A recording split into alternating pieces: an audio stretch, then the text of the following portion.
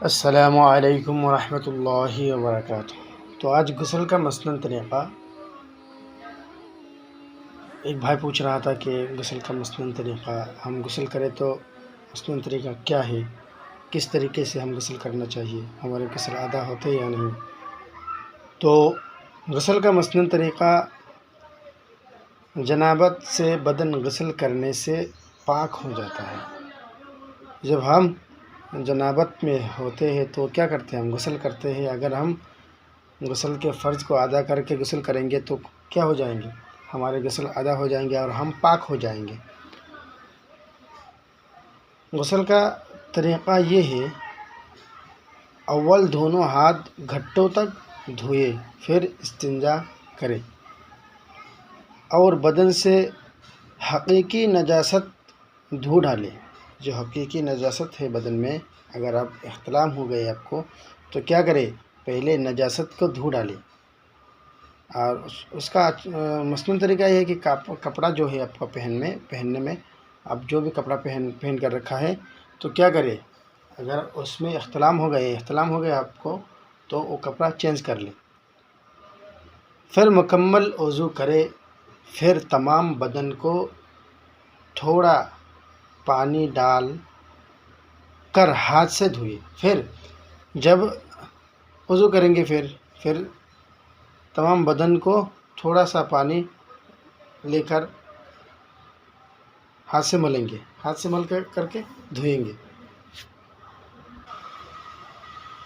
پھر پہلے دائیں جانب پھر بائیں جانب سارے بدن 3 مرتبہ پانی بہائے کلی کرے۔ پھر کیا کرے، کلی کرے، ناک میں پانی ڈالے۔ غسل میں 3 فرض ہیں، پھر غسل کے فرائض جتنے ہیں پہلے ایک ویڈیو میں گزر چکا ہے۔ کلی کرنا، ناک میں پانی ڈالنا، پھر تمام بدن پر پانی بہا کر اچھی طرح سے مل کر دھونا۔ غسل میں 5 سنتیں ہیں۔ نمبر 1، دونوں ہاتھ گھٹوں تک دھونا۔ نمبر 2، استنجا کرنا اور جس جگہ بدن پر نجاست لگی ہو اسے دھونا۔ 3 نمبر، ناپاکی دور کرنے کی نیت کرنا۔ نمبر 4، پہلے وضو کر لینا۔